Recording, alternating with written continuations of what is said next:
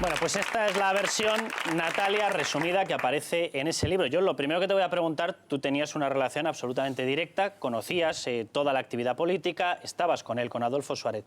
A ti te encaja, porque es una de las primeras críticas que se ha hecho del libro. Ella, Pilar Urbano, relata frases exactas, la relata con entrecomillados. ¿A ti te pega, te encaja la forma de hablar que aparece retratada en el libro de Pilar Urbano con la forma de hablar que tenía Adolfo Suárez? Bueno, para empezar, es impensable.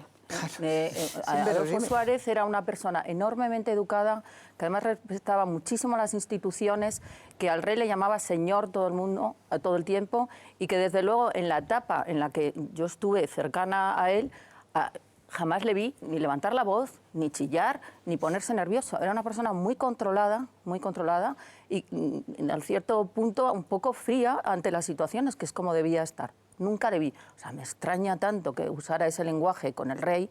Vamos, me parece, con su personalidad, imposible. Déjame que destaque cuál es tu papel, porque yo creo que el testimonio tuyo tiene muchísima importancia, porque tú no eras una persona que estaba por el Palacio de la Moncloa, metida por algún rincón, no, tú eras la asistente más directa que podía tener él, la persona que le acompañaba permanentemente en la actividad política, ¿verdad? Bueno, vamos a ver, yo en parte sí, en parte demasiado elevado, ¿no?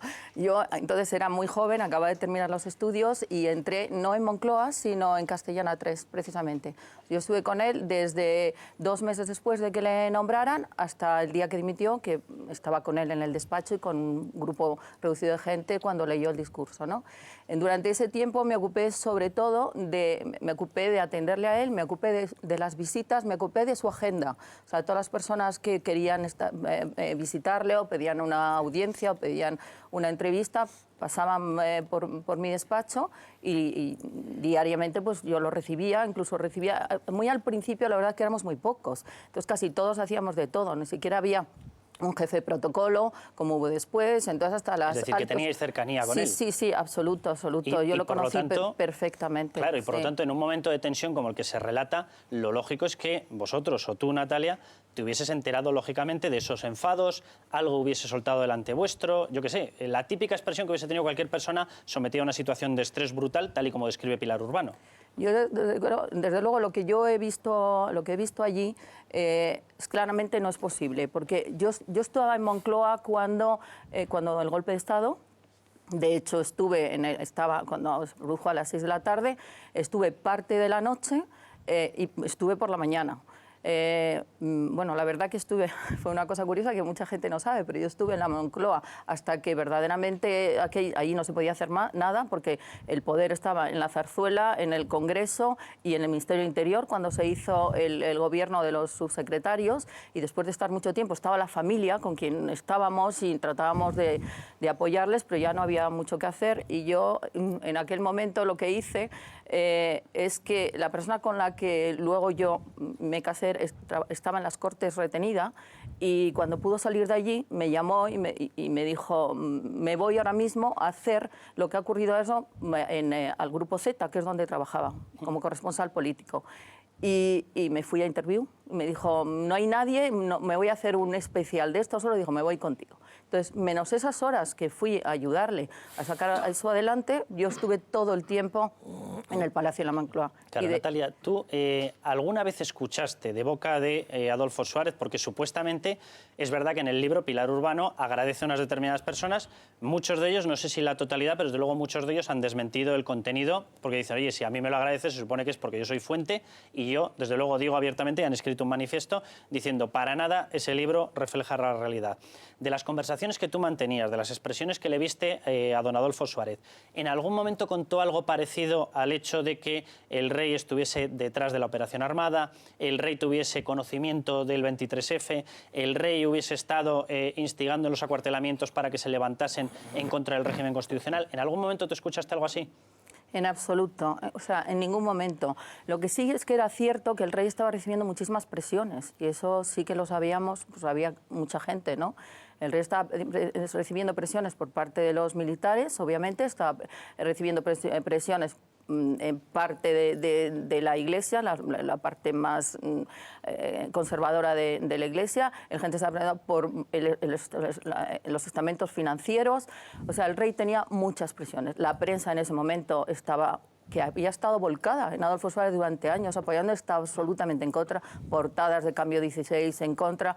O sea, tenía una enorme presión y se daba cuenta que se necesitaba un cambio, eso sí.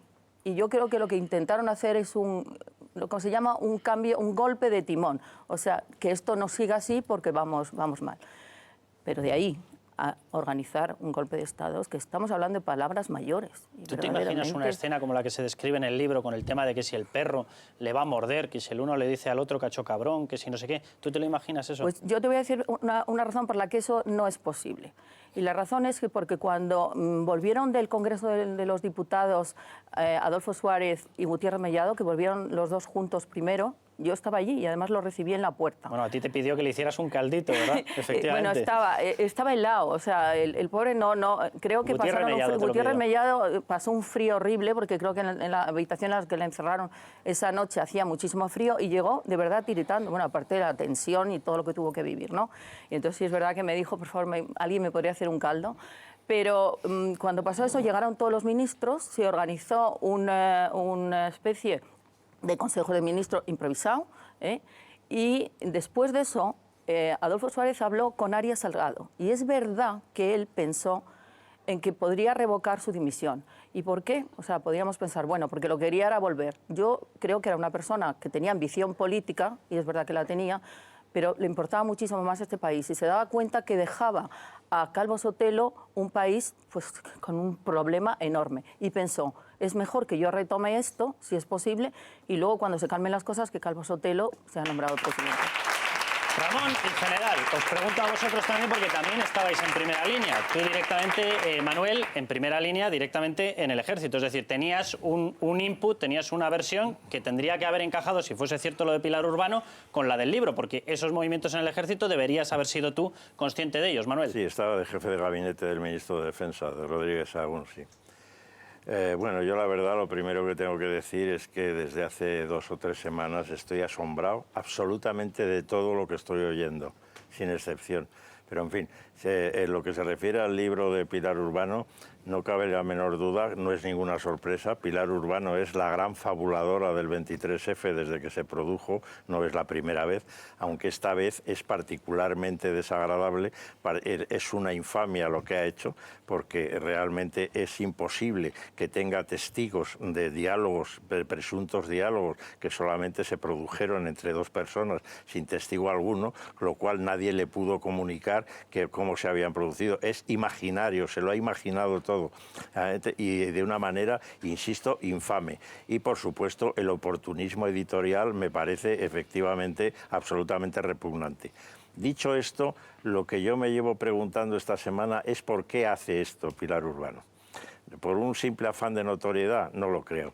Y es porque desde el 23F del 81 se intentan buscar respuestas a indicios y a sucedidos que no han tenido explicación ninguna desde entonces. ¿A qué me refiero? El año 1980 la situación política de España era un desastre y la situación interna de UCD era una catástrofe, realmente, porque es que Suárez no tenía un solo partidario dentro de su partido. Si es que allí era como el cómic este del gran visir Ibn Ogud, que todo el mundo quería ser califa en lugar del califa. Aquello era un auténtico desastre. Y entonces, desde el verano de 1980, como ha apuntado su hijo muy bien, ya estaba pensando Suárez en su sustitución.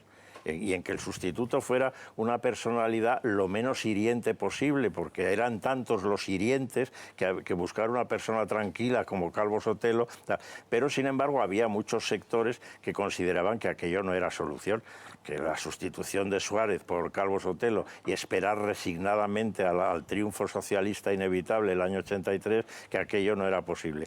Y entonces se empezó a pensar en lo que se ha dado en llamar el golpe de timón y la operación de Gol, cuya clave está en 2 personas, efectivamente, Alfonso Armada, pero sobre todo su alter ego, realmente personaje importantísimo en todo aquello al que nadie está requiriendo en esta época, en estos momentos, que es el coronel retirado, entonces comandante José Cortina, jefe del Grupo de Operaciones Especiales del CSIC, y que es el inventor de la operación de Gol.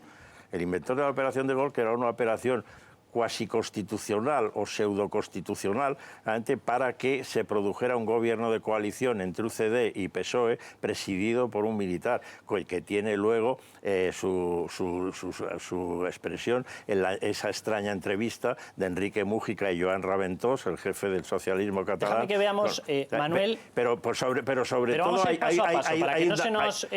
un dato último en diciembre, en los últimos meses del 80, que es por qué se impone el rey a Suárez el nombramiento como segundos jefes de Estado Mayor de los tres ejércitos a tres personajes cercanísimos a él. Si no, nos vamos a ir a capítulos postjamas.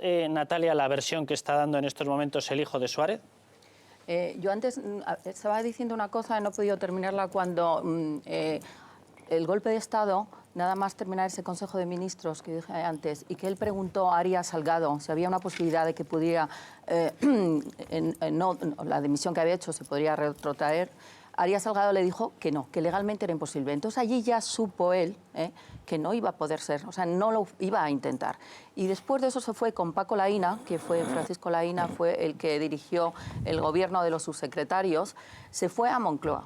Y lo que cuenta Paco Laïna es que en ese momento el rey, cuando llegaron y le explicaron todo lo que había ocurrido fuera, y entonces el rey, según Paco Laïna, no sé si lloró, pero que se le saltaron las lágrimas y dijo, Armada me ha engañado, me he equivocado con Armada. Tú eso se lo escuchaste a Francisco Laïna directamente. Sí, eso lo ha dicho Paco Laïna. Y él lo narró del encuentro directo que tuvo él con Su Majestad el Rey. Y con Adolfo Suárez, o sea, se fueron los dos a la zarzuela. Es decir, que desde luego la frase que está diciendo, una de las frases que está diciendo Suárez y Llana, tú tienes un testimonio directo. Bueno, yo solo tengo esa parte que os digo que es lo que sé. Lo que pasa es que hay una notable... Te lo pregunto directamente, Natalia, ¿esto fue así literalmente?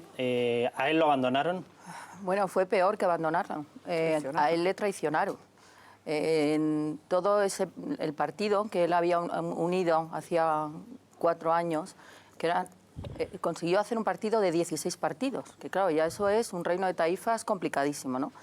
Pero yo creo que cuando los dirigentes de los diferentes partidos se dieron cuenta que Adolfo lo tenía muy complicado, que efectivamente el rey estaba cuestionándose cosas, que los militares estaban absolutamente a por él, que no tenía tampoco el apoyo ni del pueblo, dijeron, bueno, pues aquí hay que sustituirle. Entonces empezaron las guerras entre ellos. Yo creo que los más activos fueron los demócratas cristianos, fueron los más duros con él, pero de ahí... Entonces, perdona que te interrumpa, Natalia, acababa de morir el presidente Diem en Vietnam, que dijo su viuda, Madame Diem, que el que tenía por amigos a los norteamericanos ya no necesitaba amigos, y entonces aquí se acuñó que el que tenía por amigos o por aliados a los democristianos de Alzaga, Herrero de Miñón y compañía, ya no necesitaba más enemigos. Bueno, los demócratas fueron maduros, pero fueron todos. Fueron los liberales, fueron los socialdemócratas, o sea, fueron todo el espectro. ¿Cómo lo vivió él? Pues fíjate, Adolfo Suárez vivió momentos muy duros en todo el periplo de los años. Desde luego los asesinatos de Atocha fueron durísimos, los 2 secuestros de Oriol y Villascusa. Fue muy complicado cuando se legalizó el Partido Comunista. Hubo muchos momentos muy duros, pero yo creo que emocionalmente lo que le hizo el partido fue de verdad lo que más le odió. Y sobre todo porque se dio cuenta que sin el partido tampoco podía seguir adelante. Si tu propio partido no te apoya ni siquiera en el Congreso. Hubo un momento, yo no sé si lo recordáis, que se tuvo que cambiar el portavoz del partido en el Congreso de los Diputados. Y la persona que Adolfo quería era otro. Creo que recordar que era Rodríguez Miranda. Y sin embargo, dentro del partido se unieron todos para elegir a una persona que era Herrero de Miñón. Bueno, se hizo una votación en el partido y sacó el Herrero de Miñón 5 veces más de votos que el de Adolfo Suárez. Claramente era un hombre que estaba ahí para hacer la cama a Suárez. Él temió, Adolfo Suárez, él temió directamente porque se pudiese acabar, porque él lo decía en una frase, yo no quiero que sea un paréntesis la etapa democrática en la historia de España. Él temió literalmente porque se podía acabar la democracia teniendo en cuenta la división que había. Bueno, por todo. ¿no? Por el ruido de sables, por cómo estaban llevando las cosas, sí, yo creo que él lo temió. Y verdaderamente él toda su vida era un hombre que no sabía hacer otra cosa, era un animal político y no sabía hacer otra cosa nada más que ser un político. Vamos a ir...